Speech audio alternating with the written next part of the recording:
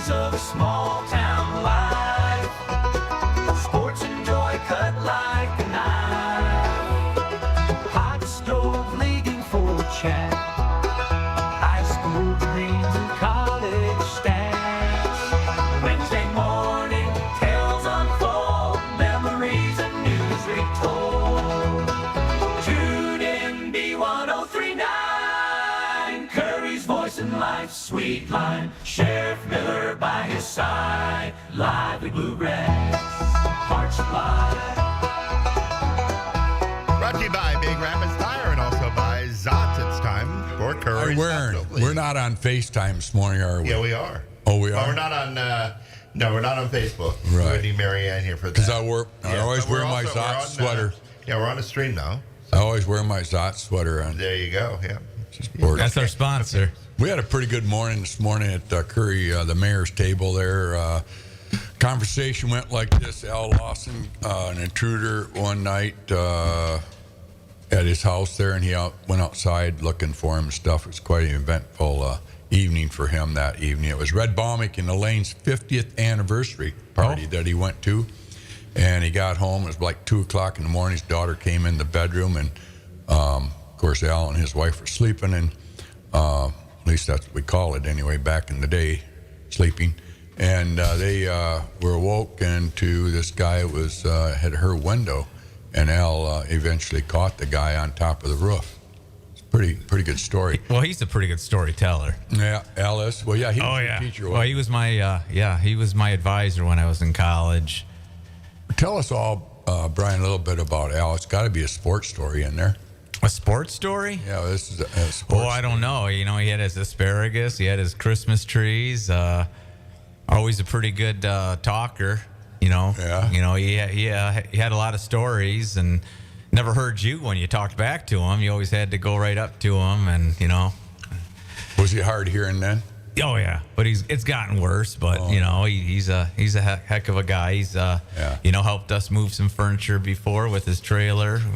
My wife and I, and had my son kind of worked with him on a dresser that he started in wood shop class, and so just you know, a hell of a man.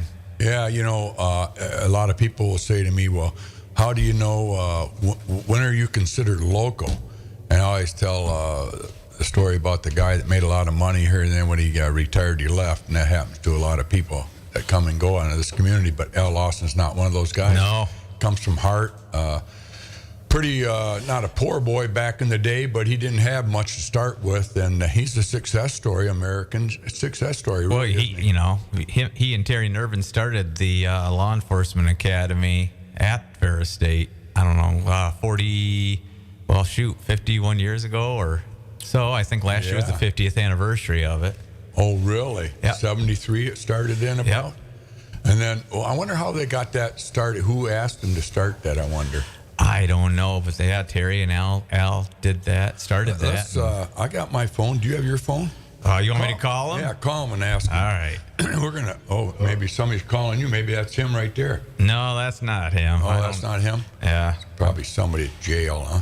Yeah. But anyway, and then while he's waiting for him, we talked about mail carriers because Marv Snavely right now is about ready to go to the other side. And believe me, Marv was a big part of the Curry family for a lot of years. He was my dad's second employee. Him and Gene Jorgensen worked co-op back then in the day, and Marv worked the afternoons. Gene worked the mornings for my dad. Then my dad started a second location down there, kitty corner from Grunt's Brothers, was the Standard Oil Station, a little one, 3-pumper or 2-pumper, whatever it was. Had an outside hoist and then an inside hoist in the wintertime. But anyway, Marv ran that. So you might say we were like family. And he's the Rook right now. His two sons, Brad and Mark, are with him at his side there. And it won't be long before he's gone to heaven, and it'll be a great addition to the heaven up there because Marv was such a great guy. But boy, he has his scrapbook and his yearbook up there and stuff. And anyway, this morning I was telling the guys about Marv. He'd be 90 years old if he would have lived a few more months here. We were talking about the mail carriers back in the day. I don't know. I got Dan Decatur here with me with Brown's Barber Shop, a great barber here in town. He found his gift. But Dan, the reason I bring your name up, because you can add to this. Back in the day, everybody knew who their mailman was, and their warden, Frank Allers, Gordy's brother.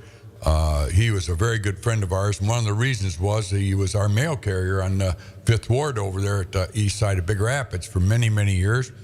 And then, of course, he eventually worked for my brother Philip a little bit when he retired. But so then Bob Burchard. But anyway, we're just saying Marv is leaving us, and there's only one that I believe left, and that's Tom Siegert. But back in the day, everybody knew the post office guys. They were a big part of everybody's life. I mean, you look forward to the mail at your mailbox or at your house. We used to give them Christmas gifts, a few little tokens of appreciation throughout the year. Today, it's not so true. Even though we know our mail girl. Do you know yours, Dan? Do you know mail girl or mailman? Yep. We actually have 3 of them. Okay, see, it's a little bit different today, yeah. Yep, see, back in the old days, you had that relationship with your mailman. Today, they're all good people, don't get me wrong, but it's just the transition that life, you get more stuff on Facebook or you get news on your phone. Well, with all the boxes that we get on a daily basis at my house, my wife has gotten to know UPS and Amazon FedEx. and the mail carrier really well. Yeah, I bet she does. It is amazing how much goes through the mail today, isn't it? Yeah. But anyway, so that was our talk this morning. I don't know if there was anything else, but you can't get a hold of Al? No, I was waiting for you to stop talking. Oh, well, that'd be hard to do. You got to tell me. No, I was just... Dan, talk right into the microphone. Okay. Yeah, you got to talk right into the mic. But we got Dan Decatur with us, and this morning is baseball time, spring of the year. You let us know when Al's on there. Yeah. And then baseball's coming up, believe it or not. And I said to Dan, it might be a little bit premature having you on the show. And he goes, no, not really, because they're starting to sign up. Dan? Yes. Yep. When? Already. January 1st through February 21st is Big Rapids Little League registration. Wow. That's when it's open, yep. And for a new mother or dad that wants their little boy to play T-ball, how old do you have to be? It's if they're developed enough, you can. It's like 3 is pre-T-ball, so we have 3 and 4 year olds, and then you go 5 and 6 for T-ball. So pre-T-ball is with like a wiffle ball and bat, kind of just teaching you the basics of once you hit the ball to run to first base, and kind of develop you to know what baseball is all about and stuff. It's fun. It's kind of like herding cats out on there on the baseball field, but after a while, by the end of the season, the kids understand it real well. Yeah, well, you like all the sports. I know that. Yeah. I mean, you just recently went down the Lions. We can talk about that a little bit, too, later on in the show. But right now we're talking about Little League. And, Brian, you got him to come on. You both have been very much involved. Dan, do you coach, too? Yeah. Yep. Okay, I know Brian does. And I really enjoy going to the games now because my little guys are up there where they hit the ball now. And Jack plays for Brian last year there, fast pitch, and that was exciting. Jack doesn't want to play travel this year, but you got to do it. He's a good little player. Yeah. Well, you had a pretty good little team last year. I mean, he was just part of it, obviously, but it is a lot of fun. T-ball, on the other hand, it's best to have 6-pack of beer and sit back in your chair and watch the world go by. You can wait till after the game's over with for that, but yeah. I said, you're better off watching that tree over there waiting for a leaf to drop than a kid to get on first base and T-ball. No, it's fun, though. But how would you sign up a little guy? So BigRapidsLittleLeague.com, and we also have Facebook. So there's a link on our Facebook that you go in there. You look at your age group of your kids that you want signed up. Pre-T-ball and T-ball are co-ed. So boys and girls play on that together. And then it's not until you get to the older groups where you've got machine pitch, which you also have, it's co-ed. But there's no place they can drive up to sign up? Nope. It's all online. Gotta get online. Yep, you have to use a computer because you can't use your phone. The website won't recognize signing up through a phone. So you got to register using a computer. So if you don't have a computer, you go to the library? Yep, go to the library. Yep, go to the library. They it's all set there too. So Or else go to the barber shop and get a haircut and tell Dan you want your kid playing. I bet Dan will put you in, don't you, Brian? Oh yeah. Yeah. Brown's Barber Shop, just the second block of Big Rapids, right across from the old theater that everybody keeps on saying we're going to have a theater. Well, I'm keeping an eye. That's kind of like winning the Super Bowl with the Lions too. You know, we're going to wait for that. But tell us about the Lions game. You went to the Minnesota game. It was amazing. It was way more than I expected. Yeah. It was a great atmosphere. Beautiful downtown. Was it? It was. One of my friends that we used to go to Tigers games with before, and to see the development that they have down there now, all those old red historical brick buildings that they used to have down there that were 3-4 blocks, not a very nice neighborhood 10 years ago. Right. Now they're all condos. Oh, are and they? multi-million-dollar homes a block away from Ford Field. It's just beautiful. Yeah. So there's a lot of development there. Guess I haven't been down there because the last time I was down there, it wasn't so nice. But it's only been, like, say, 10 years ago. I bet it's been less than that. Yep. Well, talk about So baseball. when did registration open up? January 1st. Okay, Yep, and yep. how long are you guys having it open for? So it goes till February 21st. February 21st. Yep. And when does, I guess, tentatively, when's the season supposed to start? So practices, if we're lucky like we did this last spring, we started practice in April, as long as the fields were clean and dry, But most games start in May through June.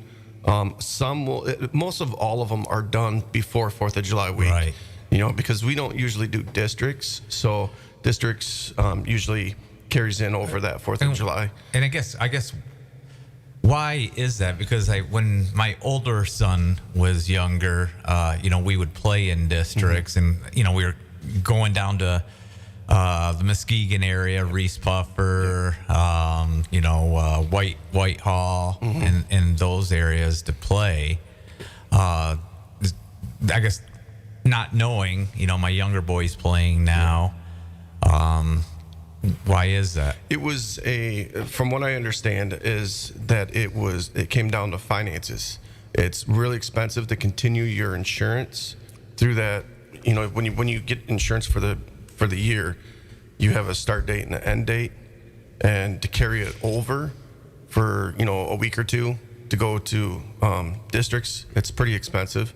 And then on top of that, the way they saw it is like, we have a lot of kids that play travel, so like Right. your really, really good kids are playing travel. Not saying that there's not real good kids that play Little League, but there's a lot of things that go into the way. Like the last time I nominated kids to go to districts, so what they would do is, like, say for minors, we would have 3 teams, and each coach would pick 5 players from their team to go on to districts.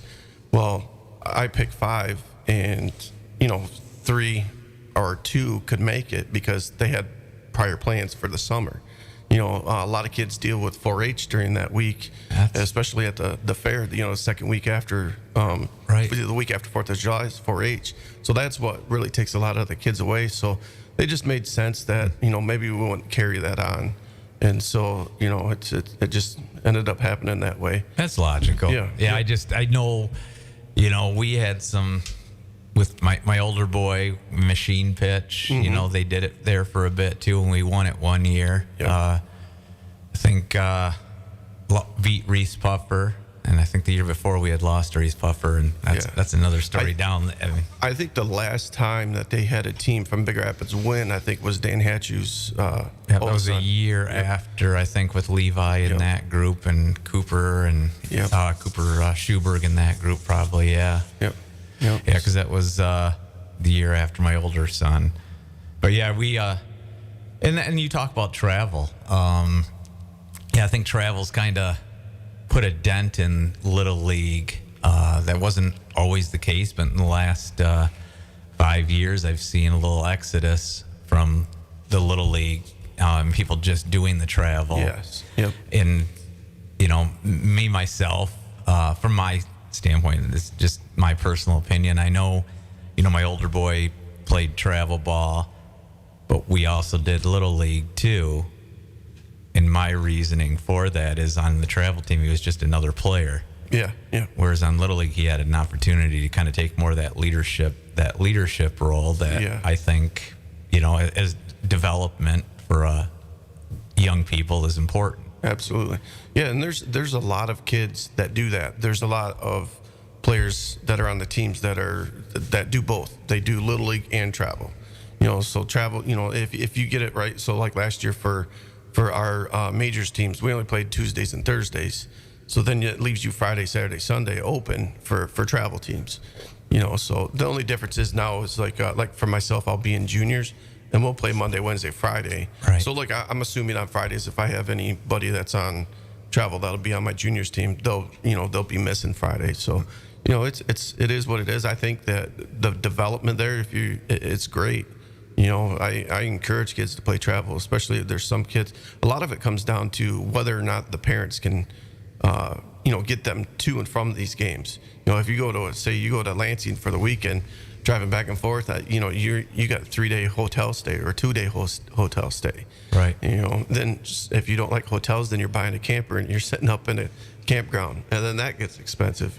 So a lot of that plays into whether or not you want your kid playing travel or just Little League. Mm-hmm. And again, to each their own.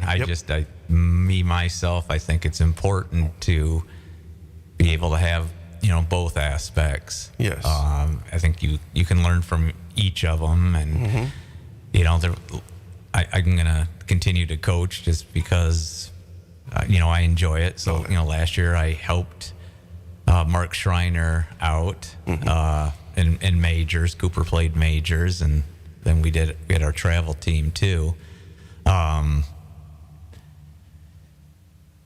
So there was one other thing I guess you were talking about outside of travel. The fair, in 4-H kind of gets in the way too. I know last year Cooper showed a pig, and intends on doing it again this year. But I guess the more rounded kids can be, the better they can be. Absolutely. And so I get not having the districts. I never really kind of heard the reasoning why, but listening, I understand completely. Yeah, and so the area, even Reed City doesn't do districts anymore either. I don't know that Everett, I think they may have. Chip Hills did last year, but a lot of them just don't do it anymore because it's expensive. One of the guys that was coach 2 years ago came up with the idea of doing a year-end tournament. Right. And the last 2 years, Reed City has hosted that. So they work through their insurance company so that they could, have an extra day or two at the end of the season, and they do a year-end tournament. I think that could be a filler for, going to districts. It's the kids go up, have a great time. They send out messages to the area coaches, say, hey, would you like to participate? This is what days we're going to do. They've brought up food trucks and stuff to be up there.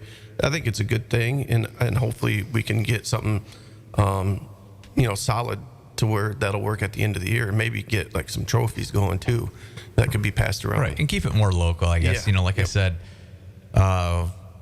with Cameron and Jonathan's group, Lisinski, we were always going down to Muskegon to play, and I think not the only time we had it up here was a machine pitch one year. I'll say that we were always traveling, and that they're keeping it local. These kids are playing each other in rocket football too. Yeah. Maybe a little basketball here and there. Yep. Wrestling maybe back and forth. So I guess there is that still competitive nature, and the fact that maybe some of these guys on the other side of the field. Yeah, exactly. And that's the thing. You see the same kids, like you're saying, through rocket football, through basketball, through baseball. There's kids that even myself as a coach, I'll be like, okay, remember this kid hits this way, or right. Hey, remember to guard him. He's a good tackler, type thing. You just get to learn those other kids from other teams too, not just your kids, but what to expect. And they're all great kids, even from other schools that you're just like, that kid's going to be a force when he gets older, type thing. And one of the things is you see the same people coaching, Yep. we scrimmaged Chip Hills or played Chip Hills and it's the same guys that a couple guys that I coach against when I coach St. Mary's that are coaching at St. Mike's. Yeah. And then last summer they were coaching the Little League team over in Chip Hills. Yeah. You know. Yep.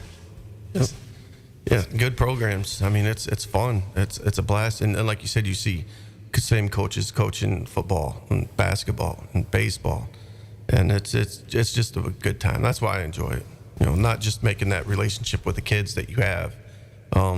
It's just it's the camaraderie, you know, right, amongst everybody. And then like I told the kids, I'm like, hey, get used to seeing these kids because they're the ones that you're going to see, you know, starting these next 2 years all the way through high school. Right. So you'll know, you know, develop relationships with those kids too, you know, as players. So, you know.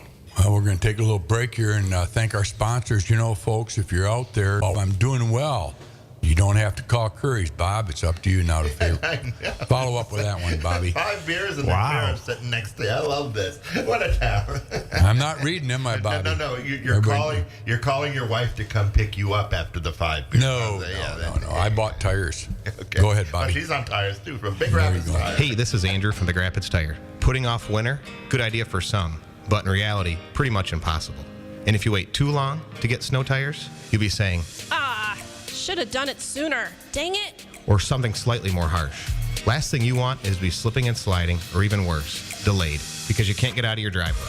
Get fresh new snow tires from Big Rapids Tires. There's no better feeling than to confidently take on the roads in the rough weather with good solid snow tires on your car. Confidence and peace of mind. Priceless. Big Rapids Tire. There for you, whatever the weather. Fast and friendly service on Northland Drive, just north of Big Rapids. Call 796-4839. That's 796-4839. Big Rapids Tire. Come say cheers at Zott's Bar and Grill in Big Rapids. Great food, great prices, and great people, where everybody knows your name. Zott's, people's choice for best soup. You don't want to miss their award-winning burgers and chili as well. Originally opened in 1933 and serving it up ever since. Seasonal beers on tap. Located at 732 North State Street in Big Rapids. Roxanne and Doug at Zott's Bar and Grill are proud sponsors of the Signature Player of the Week for the Curries Hot Stove League every Wednesday morning at 9 a.m. And we're back on Curry's Hot Stove League. Bob, Yeah. you haven't changed a bit since yesterday, except you forgot to shave a little bit of that hair underneath there. Okay. Want me to shave you and show you how to do it? Yeah, we'll bring Dan and we'll set up the chair. Yeah. That could be a fundraiser. There Guess you how go. many hairs comes off your face, right? Weigh the hair. Yeah, there you go. Well, we got Dan Decatur. I'm going to be good on this show today. Dan Decatur's our guest today from Brown's Barbershop. I just missed a call. Dan, I want to ask you something off the record here, and maybe we should do it off the radio, but no, I'm only kidding. We want to do it on the radio. But Dan used to work in a factory. Yep. And then one day he was praying at Mount Sure. Mitchell. Yep. And asked that God, what direction do you want me to take? And how did you get into the barber school? You know, I like to talk about the person before. You're talking about baseball. I know you've been very much involved with baseball, and you love sports, all sports. Mm-hmm. And we'll get back into some more questions. But real quickly, how many years barber now? Or at least you think you are. The end of May will be 13 years here. Wow. And already, it's gone by quick. But before that, I used to work at Mark IV Automotive here in town. Yeah. Over there next to Federal Screw, and it was, a great place to work. And then they sold the place to a company out of Florida, and they said we made too much money, so they told us we needed to take a pay That was cut. sad. So we were lucky that the union got us buyouts, and so back then I left in 2011, and really kind of wasn't sure what I wanted to do, but becoming a barber was at the top of the list. I was thinking heavy equipment and stuff, and then I'm like, well, then I'll be laid off through the winter, and I'm like, I don't know if I want to do that. So then ended up going to Lansing Barber College down But there. how did you? I never thought about becoming a barber. I've never been nothing but a gas station Well, guy. yeah, so in school I had a couple friends that we always used to do like crazy haircuts for football. okay. All right. And so my friend Matt at the time, he would cut hair in the locker room. Sure. And so we would like take turns doing it on Yeah. each other, and like one kid we'd make look like Mr. T and get mohawks or just straight like bowl cuts, you know, because those were cool in the 90s. So a lot of bowl cuts is where I started practicing. And then there was a before we took the buyout, Jim Kingsbury up in Reed City was the barber owner of the captain's chair. He had wanted to retire, and he put up his barbershop for sale, and he had said that if anybody wanted to go to school to become a barber after they bought he would help pay for it. But I was like, man, that's a really good idea, and I really wish I could do that. And then about three years later, the opportunity came along, and with taking that buyout and going to school. So that's what I did. It took me 11 months to get done, and my whole intentions were to open up a barbershop in Reed City. And I used to go and get my hair cut at Brown's by Mike and Terry. And I stopped in there one weekend and asked Terry and Mike a question. And much to my surprise, Mike had retired. And so Terry was in there. I was chit-chatting with him for a little bit. And I went back to barber school on Monday. And our director, the barber college director, pulls me in and he says, hey, I got a call from a Mark. He owns Mark's Barbershop in Big Rapids, or he owns Bill's Barbershop. I'm like, I've never heard of such a thing. No. I said, there's only two barbershops. There's Dan's Barbershop and Brown's Barbershop. Right. And oh, no, it's Mark at Bill's. So here's this number. So I called it. Weed. Yeah. And it was Mark Conley at Brown's Barbershop. And he asked me if I was interested in coming in for an interview. So went in for an interview, and they had me go in and work with Terry and Sue. And I said, I'll Terry's had 47 years as being a barber. Right. And I said, I'll take whatever criticism he has. If he tells me that I need more work, then I'll go get more work. But if, whatever you want to do. So they had me come in and work and never asked me to leave. So well, you had a supportive wife, April. Oh, yeah. And she was working at Central then? Central Dispatch at the time, yeah. Now she's at Public Safety. Yes, correct. Doing a great job over there. Yes. We're very lucky. Everybody to have says her. she's the boss. Well, she is, yeah. Well, Danny does. Well, I'm not going. Danny is the head. Yes. But April, just like Brian here, he's off to Europe playing baseball, basketball in Yugoslavia. And then he comes back from Moscow, and Casey says, it's okay, Brian, you can go on and play some more sports, Yeah. Brian's got a good guy underneath him. So all you big heads got some little... well, we all got our administrative assistants. You got April at the city, who really kind of keeps that place on the straight and narrow and moving forward. And, we have Teresa O'Neill and Liz West at the county that keep everybody kind of on the straight and narrow and moving forward. But it's been good for you, hasn't it? Yes, yeah, way better relationships. Than what Do you hear the reason I bring the barbershop up? It's kind of like a gas station. People are in and out all day long. Do you hear a lot of people with negative on baseball, unfairness? No. Well, you should come over to the gas station. I hear about it all the time. No. How many kids do you think? I know they don't. Brian was saying off the air there that not too many kids are signing up right now. That's normal. Yeah, it's the last 2 weeks will be a mad rush to get you signed up. So it's normal. We're not panicking. We try and get it out there, so we share through Facebook. There'll be like flyers that will get sent to the schools. That they'll come home with the kids as reminders. There will be, a good handful of people that will be past the deadline for sign up. So now that will want to play, but we can't, because the reason why we do it so early is because Alicia Lockerbie, our president, they have to go through and contact all the other teams that we play for their registration, and it takes that long to get the game scheduled.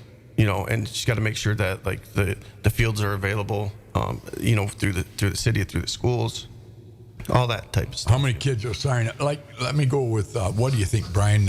Like Cooper's age.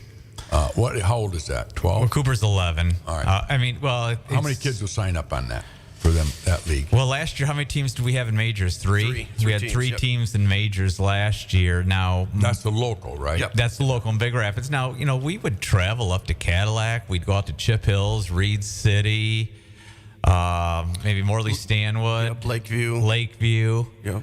And then Everett. We used to go to Everett. I know we used to go to Everett quite a bit because I know Pat Craven, who is a coach at Big Rapids football now, whose sons are now at Big Rapids. They were one of our big rivals back when my older son was playing. As we'd go up there, and Pat would coach his group, and then Jason Lisinski, Tim Heist, and I would coach ours. All right, but that's local, boys. So that's traveling, right? What the heck's the difference between that and the travel team? What? Well, in today's day. You have a mixture. You have kids from Morley Stanwood playing on your team here in Big Rapids. No, on the travel. We have one on our team. We'll have one. So on the travel team, do you accept all the outside? Anybody wants to play on travel team? One, a lot of teams do. I know the 12U team that's coached by Nick Shively, John Cole. Well, I don't know if John helps coach, but Shane Prince and them. I know they got a group of kids from outside the area that play on their team. Or 13U. So I'm sorry, not 13U. 13U is what they coach. They go further? Well, I think they face a lot better competition. That group's a pretty special group. That 13U group is. I mean, they go out of state to play. They're pretty competitive. That's a very good group of players. Hey, let's stop this program for a minute. I have a big announcement. A really big announcement.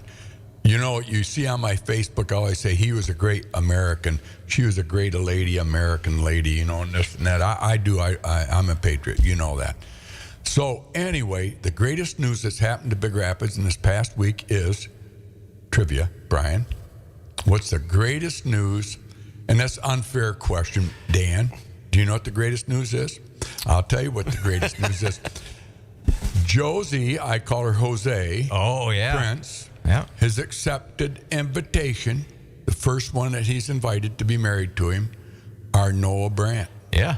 Noah and Josie. Now, you talk about two all-American families, sports family.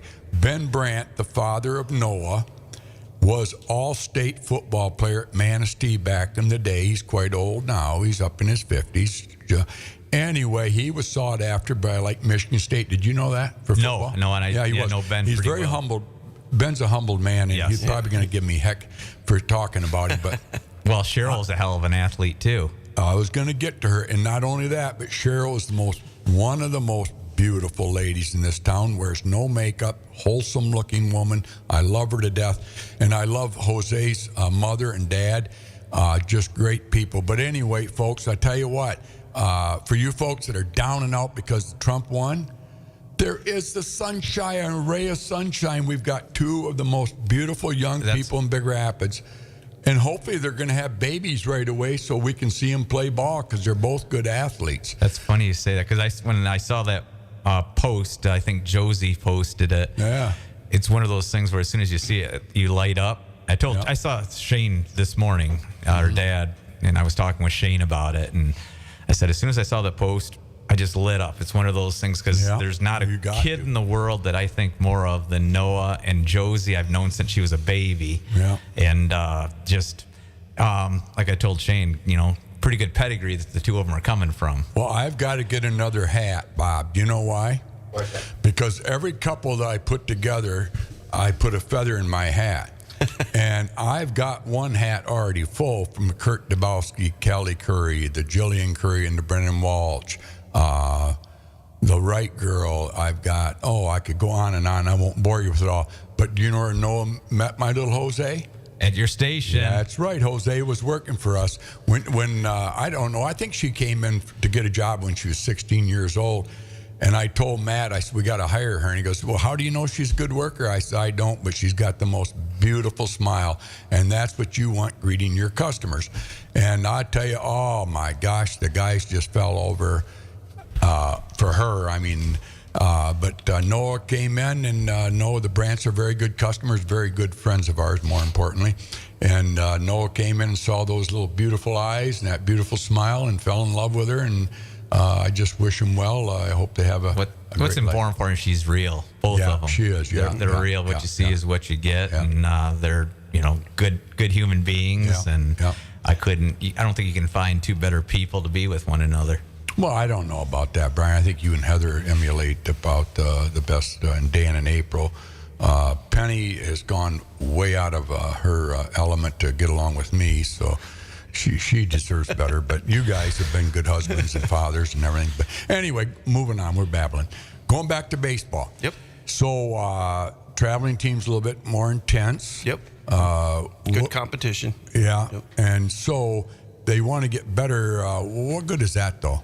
I mean, nobody's going to go to the majors. Well, you never know. I mean, Okay. some of the kids are pretty good, but it's the level of competition is much higher. With But Dan, it can be, And you have different levels of travel. Yes. You look at that 13U group, and they're up at one maybe a little bit more elite, or whereas you look at our 11U team, and we try to find tournaments that are more house travel teams, more local that you can compete in. that we can compete in. Because if we were to go, a couple of years ago we tried playing in a couple larger ones, and we got to hand it to us. well, and that's why I want to bring it up. First of all, like high school, their league starts, and their first game is what? Late 70 April? days. Jeff Green was in the barbershop last week and said 70, 72 he's or on- 73. yeah. Oh, he knows. Still. He's right on it. Yeah. But 73 April? days for the April, first May. game. Yeah, it's usually in April. Late April. Yep. All right. So, and then it's over in June. Yeah. So you got about 6 week baseball league. You go down south in Tennessee or California, those boys play year round. Yeah. Florida plays year round. Yep. So it's pretty tough for our kids, even though they look pretty good on our field. Like you said, they go down south and they get it handed to them. Well, those guys are playing baseball longer. My question has been for a long, long time, why don't we play baseball until the 1st of September? Why don't we play it until August? My biggest thing is They need a break. we need a facility. We don't have anywhere to play. Remember, Pat, you and I talked about this probably 10 years ago. We need somebody here locally I know it. to donate a piece of property so we can put up a complex where we put 3 or 4 fields that are lit.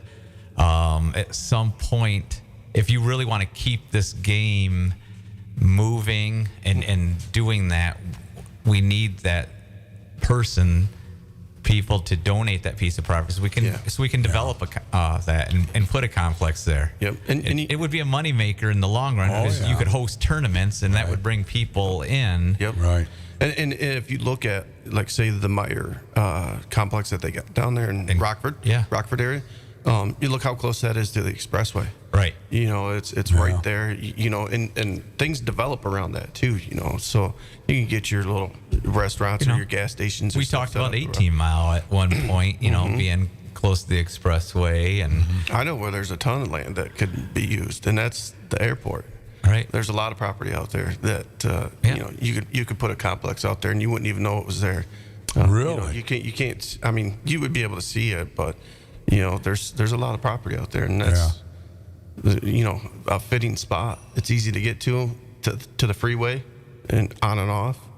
So, but yeah, I think those areas that have the facilities to play at, where they can play all at one location Instead of going all over. Yeah, they have a little bit upper hand. And playing year round's okay.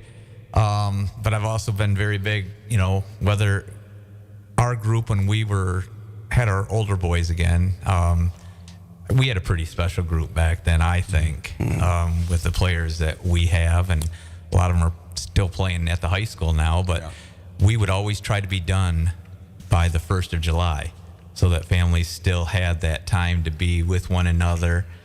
And Well, they were, not to interrupt you, but I'm good at it. I learned it from Pete Kent, God bless him. And he's doing well, by the way. But anyway, they go camping. You guys, when you go out of town, everybody like Prince's and all of them take their camper Shiveries. Right. And my son Matt and all of them had a lot of fun going. So that's time away, with the kids. Yeah, but a lot of it is maybe the wear and tear on the body too. I think I think it's very important to play other sports too. I know my boys, we've emphasized that, whether it's hockey, football, basketball at St. Mary's, to play other sports, and that way the wear and tear on their bodies. But baseball is the shortest season of all. hockey goes 8 months, doesn't it? I mean, every time I look at your boy, I say to your boys, "What are you doing? Hockey practice tonight. Tomorrow we're going to Arizona."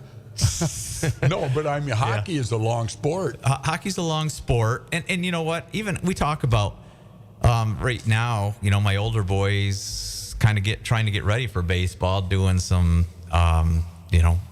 pitching lessons to kind of keep his arms stretched and to work on some things. So I talk about being year round, but But it's still hockey right now, right? Oh yeah. How long does hockey go, Brian? How many would you think? September. No. Oh, we usually start hockey in October, September, October, and it'll run till the 1st of March, depending on how well the teams do. Right. And then they'll have their off season, summer things that they do, but baseball starts middle of April. Middle of April. May, June, you're done. 2 months. Yeah, and then you might play into July a little bit. Yeah, with I know we chose to be done by that time because between Little League playing a couple days a week, travel playing maybe every other weekend, and then trying to practice once a week with that group. How about the American Legion team that Mark Brecka brought? Is that going to go? Yep. Yeah, they have their That's high school? 19 or 18U team, and then there's a 17 or 16U team, And that one's I think JT just got that started this. Oh, that was year. last summer. Was it last summer? Okay, Yeah. Oh, so that'll go on later. Yeah. Yeah, usually that picks up after the high school team gets done. Okay. More through the summer, July. Yeah. Through the month of July. Do you have a favorite sport, Dan? Ooh, football. Yeah. Football and baseball are How my about top you, two. Brian? What's your favorite? It was baseball growing up. Still kind of is baseball, but when it comes to watching my kids, it's hockey. Yeah. What is it about hockey that separates it from all other sports? What is it? I don't know. I think there's a big family atmosphere to it. And I think it's so fast paced. It's up and down the ice. I can tell you, my older boy, not ashamed to say, but he has some anxiety. Yeah. And that hockey, there's not time to dwell on anything. Boom, you got to move on to the next thing and forget about it. And I think that's where, hockey is such a great sport. Yeah. You played football in high school? I Dan? did, yeah. Ever? Yep. Yeah. Yep. How'd you guys do? Actually, I played for Dave Schlack and Mr. DeRitter were our coaches, and that was in 10th grade. We went, I'm trying to think. I think we went 8-1 that year. Wow. So we lost to Harrison. Okay. And then played against everybody else and beat them. But yeah, football is just my favorite, and my favorite to coach too. It's just seeing the development of the kids. Like last year for the team that I had a lot of new kids, and to see where we started off on our first game compared to our last game, it was like leaps and bounds. I go to Brown's Barber Shop. I'm good at interrupting, by the way. You know that. Yeah. I'm sorry I interrupted you during your conversation. But anyway, talking about Brown's Barber Shop a little bit, you go in there and you usually have sports on the TV. I see you change the TV. Yeah, sometimes. If there's something on that's worth watching. When you set a guy down, do you talk about what's going on in Big Rapids, or do you talk about sports? And do you talk about the season that the sport's in? No, we just talk about whatever they want to talk about. Okay, so you let them direct the conversation. Yeah, yep, pretty much. Okay. Yeah. Because I just wondered about that. Now that's answered. Speaking of youth sports, you look at our youth football here. Yeah. And that's really you look at the numbers in youth football for our Rocket football program, and it's skyrocketing. Yeah. Why is that? I think the kids enjoy it. I mean, and I think the administration or people running it have done a good job of promoting it, and I think the success that the high school team is having, kids see that, and then they want to be part of it too. Yeah. I think it all goes hand in hand. But we had Cooper last year was in 5th and 6th grade football, and I think we had 3 teams, and we've had 3 teams for the last couple of years. 3 teams of probably 15, 16 kids. So there's 45 to 50 kids. And the high school teams getting more on there, aren't they? Yeah. The high school Traditionally, team. we've always had some pretty good teams, a lot of numbers when they're little, but once they get to high school, they sort themselves out, don't you feel? Yeah. Oh, yeah. Well, and something else that Yeah. you're seeing is, I think it's great that more kids are playing multiple sports. In the past, you go back 5 to 10 years ago, and the hockey team was made up of just kids that played hockey for the most part. Now you look at our hockey team, and we got 7 or 8 football players that play hockey. There were 3 or 4 tennis players on the team. Yeah. I mean, I think the coach helps that a lot too, though. Doesn't he? he Last year, tries to promote multiple sports. Yeah, he does. Back in the old days, they didn't. They tried to get them to play one sport. You play for me, and that's it. But I think a lot of Ferris State's helped out our sports programs and our little kids today too. With Tony and coaches up there doing what they're doing with football, and I also think the basketball program. Andy's done a great tribute to our youth there, and then volleyball. Tia, I'm telling you, I'm ashamed to say this, but I hadn't been to a volleyball game since I don't know when. But this year, my wife and I went to a couple by myself. Next year, Penny's talking about getting season tickets for the volleyball. So, I mean, see what happens when you win? Right. Not only that, but it's just excitement in the air, And now it's coming down to my granddaughter, Maddie. She's practicing with the public last night in volleyball. I think they see these girls, and I think it's wonderful. I think they're great mentors for our youth. I think we're forgetting what it really does for our kids, these sports. Yep. It gets them off the phone, and these people that have gyms at their houses, a lot of people say, well, they're rich, and they can afford it. No, they want something better for their kids. I think they want to keep them off the darn phones and the internet. And we talked about trafficking children, human or whatever, yesterday.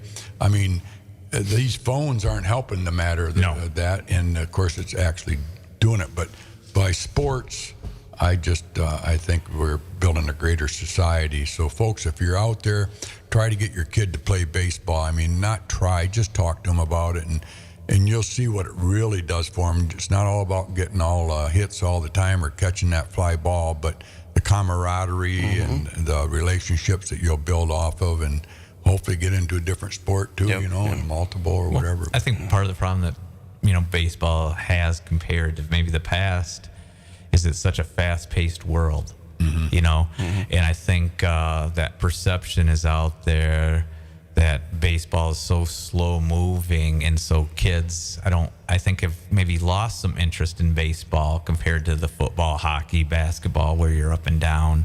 Yeah. And I think maybe that's part of why baseball's lagging a little bit right now compared to where it used to be.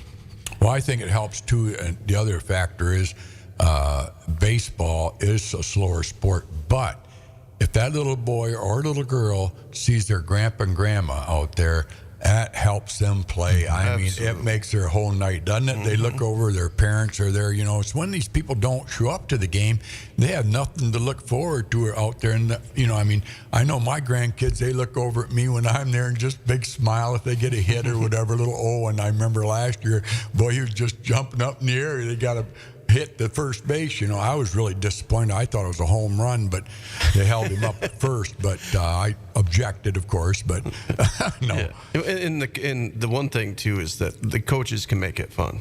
They can make it fun or make it absolutely horrible to be out there. That's a good point. And if you're having fun on a team, the kids are having fun, and that's what I like to do. I like to choose.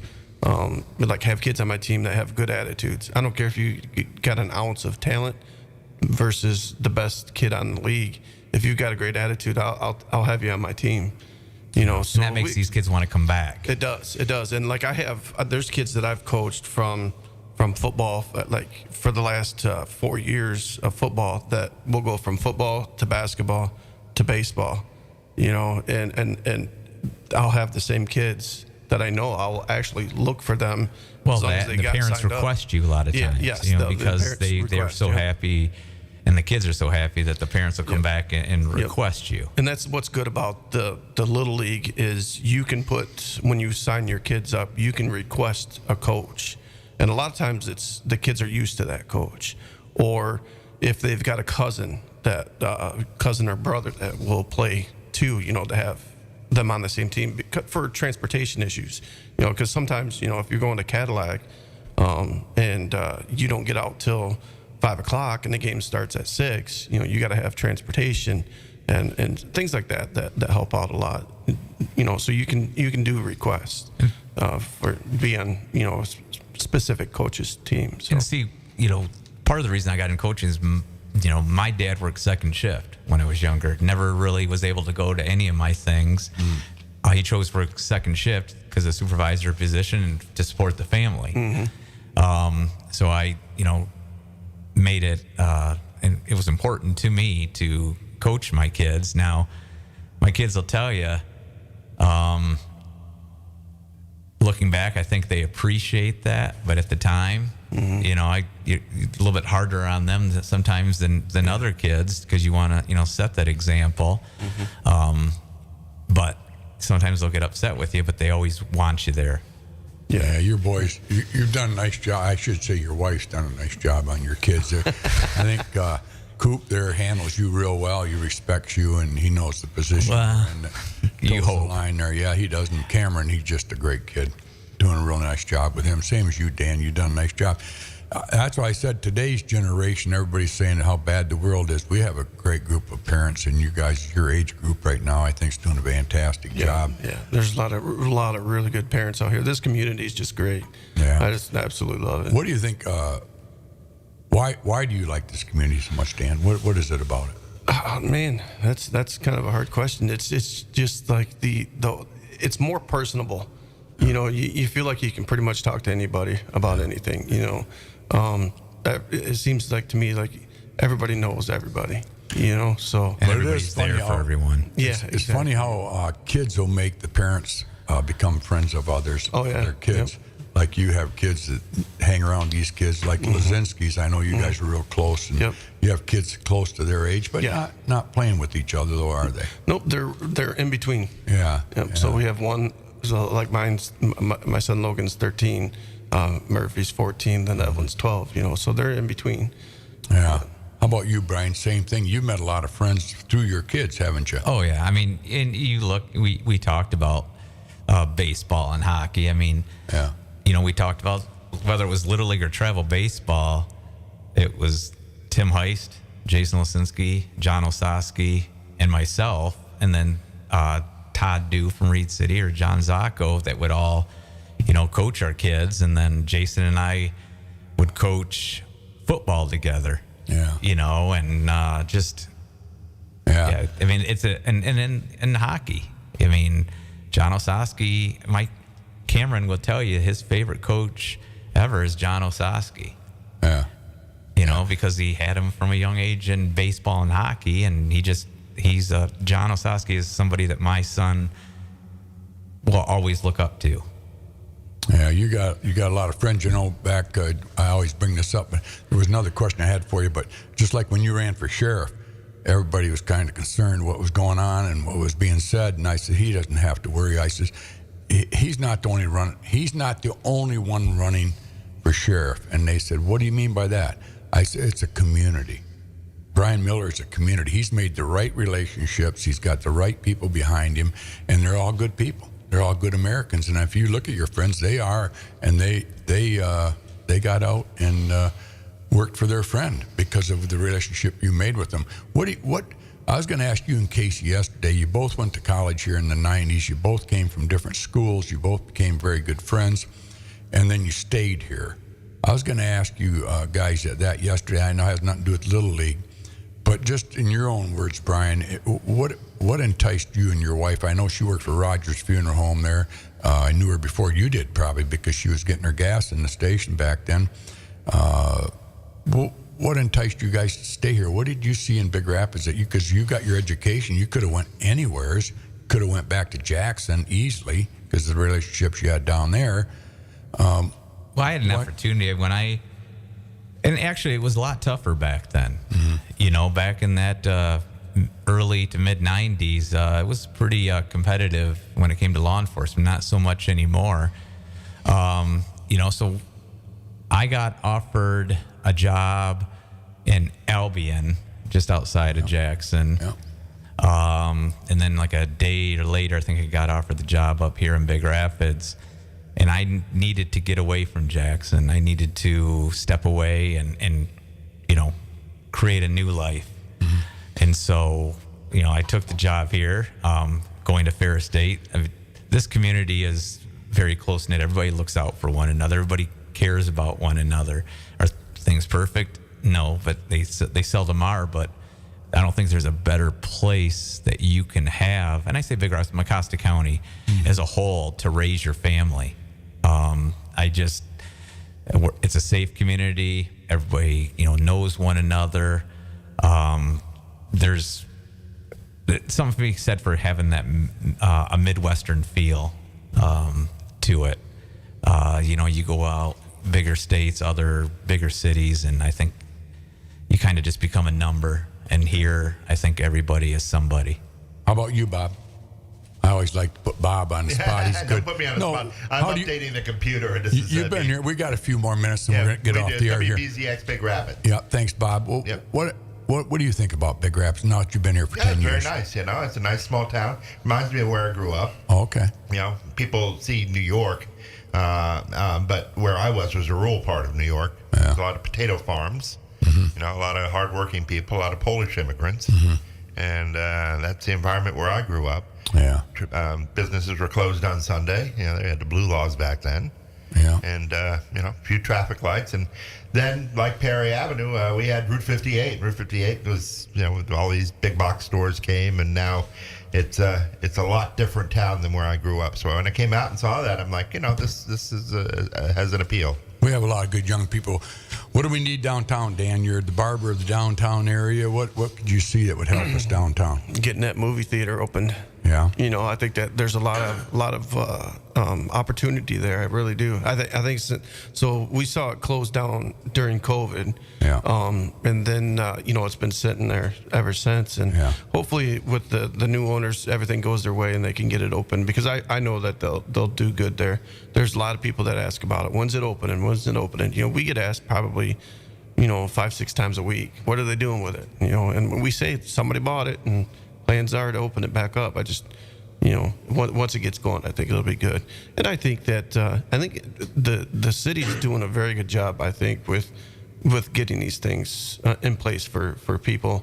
We got the new splash pad, they got the new park going, all the playscape and all that stuff's done and ready to go this spring. I think a lot of people are going to, go back to Hemlock Park and really frequent that a lot this summer. So. Yeah, I think you're right. I think people. I was going to say, if you go to if the movie theater comes, and I've said this on Ask Big Rapids and elsewhere, you have to go more than twice a year. Absolutely. You can't wait for the big movie to come out, and that's the only time. And then, I'm going to drive down to Grand Rapids because they have the nice seats there, or whatever. Yep. And also, we're not going to buy the refreshments at the refreshment stand because they're too expensive. We're going to sneak them in. When you do all that stuff, those theaters run on such a thin margin. That you had to patronize them and patronize them fully and patronize them often, or else they're not going to be there. And it's like a lot of businesses. They come in, and the only time that people get upset is when they go out of business. Well, why weren't you there for me? Well, how many times are you here? Oh, once, and And you bringing that up, that that goes through with Big Rapids Little League. Every single team that's out there fielded has a sponsor. Yeah. So our sponsors that are all our local people that have businesses in this area that reach out to us and say, hey, I would like to sponsor a team. Whether it's pre-T-ball, T-ball, the boys and girls all the way through.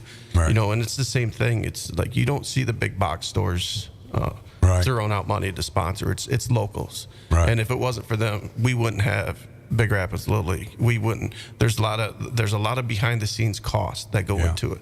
You think about, just like for myself, I deal with the equipment. So when I took that over from Brett and Goldthwait, and the first order I had to put together, I was like, oh my gosh, this is crazy. Softballs alone, they're anywhere from $8 to $10 a piece. Really? For a softball. Wow. And you got to buy dozens of them because some will get hit into the grass and you can't find it, type thing, or some will just they only have a certain life expectancy that they'll go from game balls to practice balls. Catcher's equipment that on average is $250 for a set of catcher's gear. And that money's got to come from somewhere. So it comes from our sponsors. You know, not only does the registration fees help pay for that, but sponsorship, you know, pays for the equipment that we need. And we need a lot. We need quite a bit of equipment. Some of it's old. And if, you know, when you we have a coaches meeting at the beginning of the year, and I hand out equipment to each coach with a bag full of catcher's gear and balls and stuff like that. And if you don't take care of that, then that's another, you know, it has to be replaced, you know, by the start of the next season. Well, last question. If a guy's out there listening to the show today and he's got a little 6-year-old coming up and wants to get him involved in baseball and he wants to become a coach or whatever, how do you become a coach? And the other thing is the referees or the umpires. Yeah. Yeah. On the Big Rapids Little League website, they have sign-ups right there. Okay. When you register, when you go through it, it'll ask you if you're interested in becoming a coach or an assistant coach. And basically, all it is like you have to send a photocopy of your ID. The league will, or like our Big Rapids Little League will do a background check, which is every coach has to do it. Whether you're playing or coaching baseball, basketball, any sport, you have to do background checks now. Do you have to be up on your child support? No, I don't think so. I don't think that's. Miller would be arresting a coach out there. Hey, you're back on child support. The process server. That'd be more the family. But yeah, it's all in the links. It'll ask you if you want to be an assistant or head coach or anything like that. So yeah, Great. It's a pretty neat, really easy setup. They did a really good job with it, and there's a lot of people behind the scenes that work to do that and make sure that it's ready to go every year. So. Well, and closing up, is there any big things happening at Brown's Barbershop? Like, are you giving away free hair and? Oh, I can give you shampoos. I'll give you all the free hair you want. Okay, that's good. Gardening season's coming soon. Gardening, you know, we have a trash bag full of hair. Deer? Yep, you come get Deer that, out? throw it in your old onion bags with half a stick of Irish Spring, and boy. the deer will stay away from your garden. It's does, tried doesn't to it? and tested. Yep, we have people every spring. Okay, Yep, every spring they come in and get some. Really? Yep, I'll get out like a plastic bag. Yeah. Throw some in there, and my mother-in-law does it. She puts 4 of them up in her garden. She's got like, you know, an acre of Okay, I garden. learned something today. That's Yeah, really cool. and yep, they Bob, can't every stand it. program we've had here since we started the programs, you've learned something Right, from yeah, it. yeah. And you're still learning at your age. How old are you, Bob? 65. 65. Yeah. Yeah. Elderly. Well, I want to Social thank my Security. co-host, Brian. Brian, any last words? Nope. Just registration's open until February 23rd. 21st. 21st. Yep, get your kids signed up. Get your Yep. kids signed up. And I guess outside of hockey, there's not a better sport out there than baseball. And I think playing sports is not just about the athletic side of things, but I think it's part of the maturation process for young people. Yeah, even like I say, even if your kid doesn't seem interested, let them try it once. You know, try a sport at least one time. Yeah. If you don't like it, then hey, you don't ever have to play it again. Sponsorship, if you want to sponsor, that's on there Yep. too? It's also on the website. You can get in there. You just send an email. It goes through. We receive it, and so that's another reason why we like getting the registration early, is so that we can figure out how many teams we need, how many sponsorships there will be. And there's some options. You can just sponsor a team, or you can sponsor a team and get a banner, and we put the banners up around all the fields.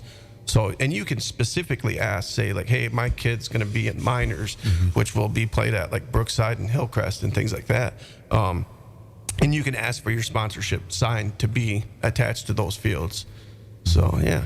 And the cost of that is? It depends on if you, there's a couple different options. It depends on if you just want like a banner, or if you want to sponsor a team and a banner. There's a You know what bunch banner of is? Yeah. You don't know the price though right now. I want to say It's unfair, probably. So I usually do both. I usually do the sponsorship and a banner, and I think it was $500 for Team that. and that? Team and that. Yep.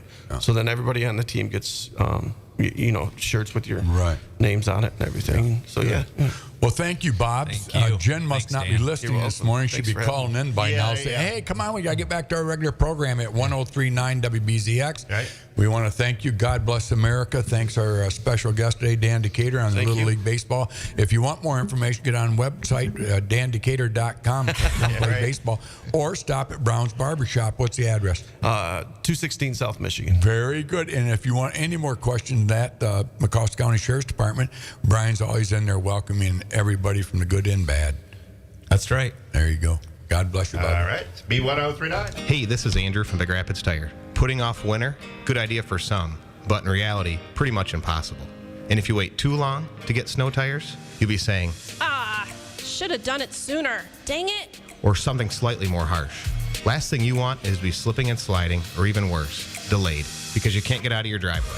Get fresh new snow tires from Big Rapids Tires. There's no better feeling than to confidently take on the roads in the rough weather with good solid snow tires on your car. Confidence and peace of mind. Priceless.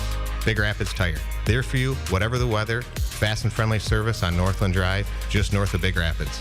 Call 796-4839. That's 796-4839. Big Rapids Tire.